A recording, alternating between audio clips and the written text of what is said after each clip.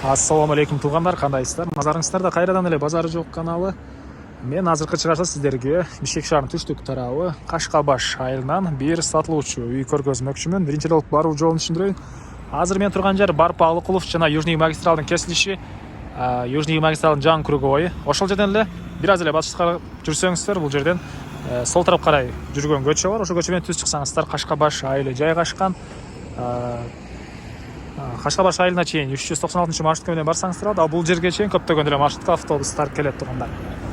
Анда эмесе мен сатылуучу үйгө карай жол алдым. Сиздер лайктан басып өзүңүздөр комментарийге жазып туруңуздар. Келүү жолун түшүндүргөнчө тугандар, бүгүнкү чыгарыштагы сатылуучу үйгө да жетип келип калдым. Бул үйүбүздүн көчө тарабы көрүп бийик кылып пескалок менен забор кылынган. Жана эң эле түндүк чек арасы бул жерден башталат, эң эле түштүк чек арасы бул кошунанын дарбазасына чейин. Жалпысынан жердин аянты тугандар 700 соток. 700 соток.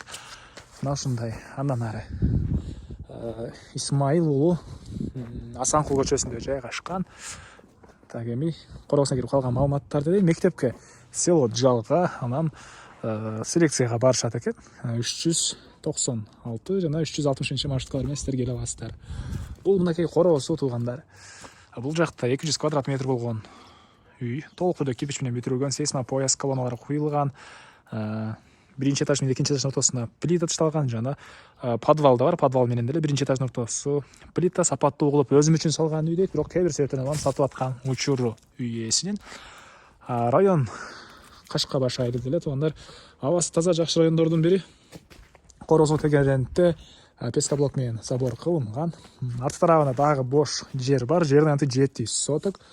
Бул жака кенен бир 2 машина батат тургандай жер. Чоң навес кылсаңыздар деле болгудай көрүнөт.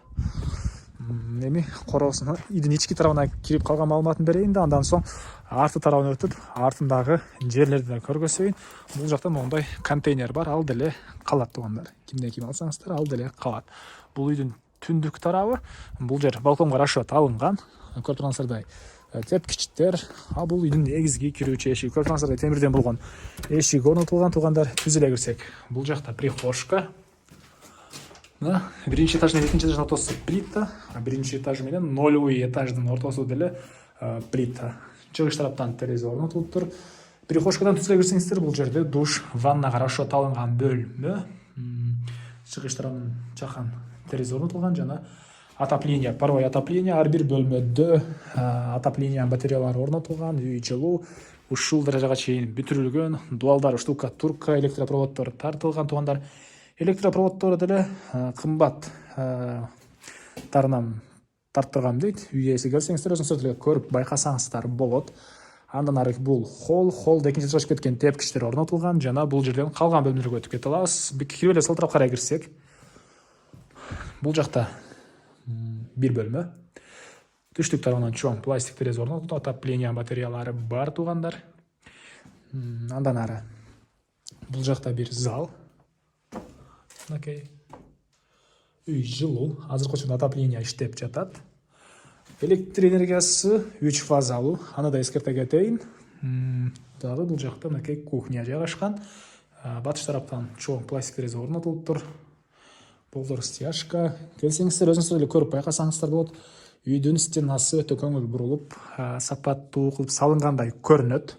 Эми экинчи этажды көргөзөйүн, жана бул жерден экинчи этажга, анан подвалга да түшүп кетсеңиздер болот экен. Так.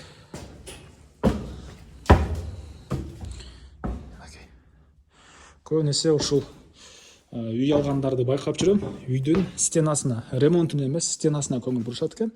Бул үйдүн дагы стенасы мына жакшы түз кирпич менен, жана этаждардын ортолоруга плиталар ташталып, сапаттуу кылып өзү үчүн салынган үй экен үй ээсинин. Бул жактан бир чакан детский бөлмө. Бул жерде коридордо избушный чакан бөлмө бар экен тугандар. Чыгыш тараптан чоң терезе, жана балконго чыгып кеткен эшик. Балкон азырча толук түрдө бүтө элек, мынакей местасы ажыратылган. Андан ары подвалды көргөзөйүн тугандар. Подвал деле бар. Жалпысынан 200 квадрат метр. Жалпысынан 200 квадрат метр тугандар.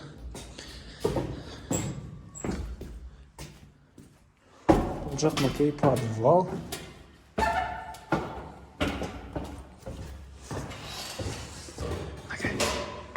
отопление батареялары подвалда деле бар. Бул жерде калсаңыздар теннисный стол же болбосо бильярдный стол коюп койсоңуздар деле болгодай. Биринчи этаж, экинчи этажда ортосу плита, форточкалар орнотулган жана бул жакка карай 3 бөлмөгө өтүп кетсеңиз болот экен. Мынакей айтылгандар. Биринчисинде отопление батареясы, котелы жайгашкан бөлмө. Көмүрдү бул жактан да алып кирип берсеңиздер болот. Мына өзүнчө тепкичтер, жана өзүнчө эшик. Азыр бул жактан да чыгып көргөзсөм. Бул жакта 1 бөлмө. Бул жакта подвалдагы 3-чү бөлмө. Чоң залы жана 3 бөлмөдөн турат. Подвал деле. Электропроводдору тартылган, туугандар, отопление ар бир подвалга чейин бар. Жана бул экинчи үйгө кире бериш жай. Бул үйдүн түндүк тарабы жана батыш тарабы болуп калат, туугандар. Бул контейнер калат экен. Кимден ким алса бул контейнер калат. Үйдүн тышкарындагы жаткана, летний душ жана батыш тарабы. Эң эле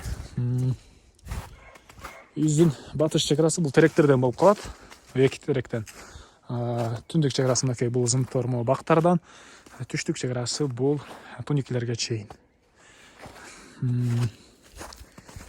Эмне маалымат, туугандар?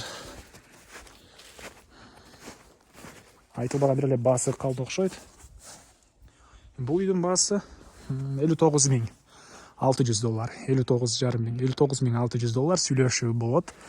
Эсин номери экранда эси тел деп жазылып турат, туугандар. Зонокул сүйлөшүп көрүңүздөр, сүйлөшүү болот. Анан достор менен, группалар менен сиздер бул видеону бөлүшсөңүздөр, мага бул үй ээсине чоң жардам берген болосуңар. Анда эмесе мен сиздер менен коштошом. Кийинки чыгышка чейин, туугандар, саламатта калыңыздар.